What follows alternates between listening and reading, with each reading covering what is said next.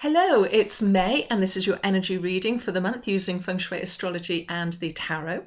In Feng Shui Astrology, the energy cycles actually shift on the 5th of May this month, and we are going to be moving into a month that's governed by the energy of the Tai Chi. Now, in Feng Shui, the Tai Chi is actually the center of the Bagua. It's the map that we use, the energy map. And we also apply this to Feng Shui Astrology because what it means is that we all move into our own houses. So depending on what our birth star is, that will be the house that we are all residing in for the month. And what it means is that the energy is something that we are familiar with. We don't have to challenge ourselves unless we really try hard to put ourselves out and challenge ourselves. It's really a time for us to come home, take our shoes off, ground ourselves and recharge, and that's going to be the flavor of the month with this Tai Chi energy. Tai Chi energy is not really a good time to cause lots of disruption and lots of traveling and major moves and all that sort of stuff. It's all about just keeping ourselves down. It's about looking back where we've come from, seeing how far we've come, and deciding where we want to go in the future as well. So it's a time for decisions and for taking stock and all that kind of stuff, really. So that's really the Tai Chi energy.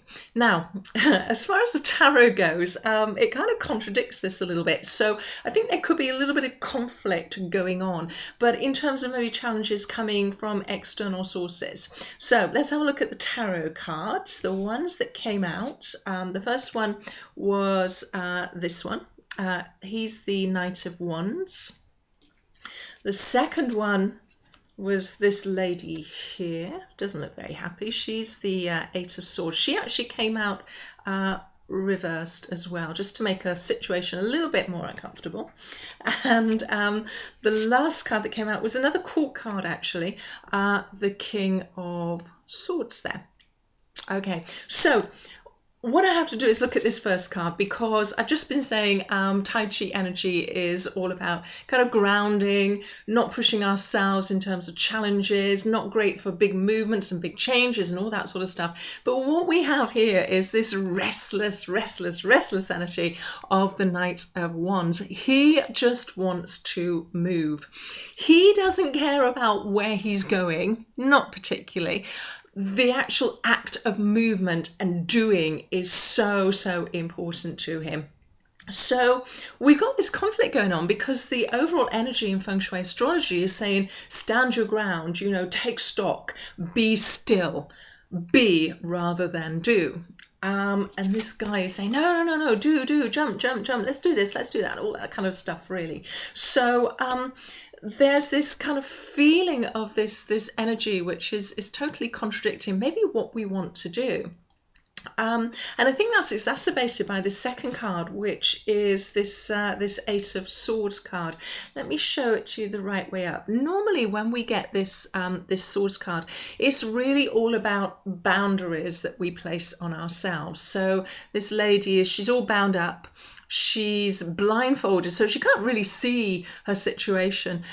She's stood in this kind of muddy, puddly kind of place, and she's got all these swords placed around her. She's actually feeling that she's really tied down and really heavily tied down. But if she could just move her arms, she would break those bindings really easily. She could take off her blindfold. She could see that she's not actually enclosed in a prison at all. There is a way out of those swords. And right in the background, can you see that there? There's a little hill and a castle, and she could get there if she wanted to. Now this is actually reversed, and I think because it's reversed, whenever a card is reversed, it has lots of different types of meanings. You can read it in many different ways, but I think in this particular instance, we're thinking about the opposite. So it's this need for freedom and understanding that we can do whatever we want to, really.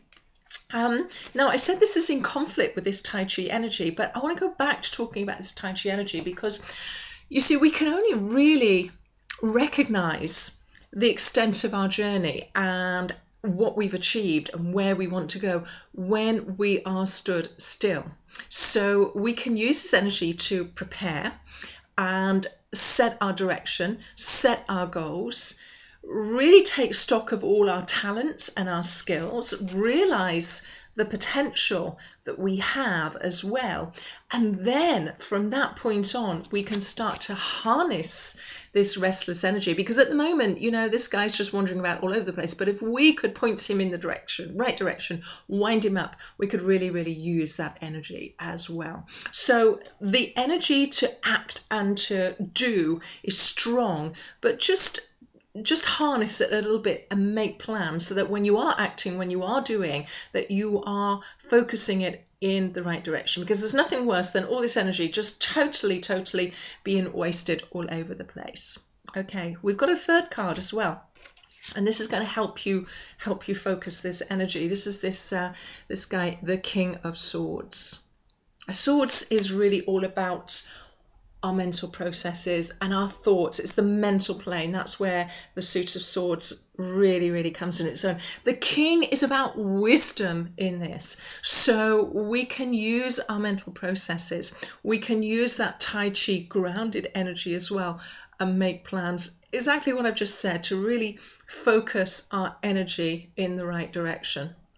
So I think this month, if you are wanting lots of va-va-voom, lots of activity, it may be perhaps not quite as exciting as you want it to be. However, you are setting the foundation from which to bound off, and I mean bound and jump and really reach heights, because you really do need a very strong foundation to be able to reach the highest of heights. So on that note, I'm going to leave it. If you want any more information, just have a look at my website. Have a wonderful month, and I will see you next month.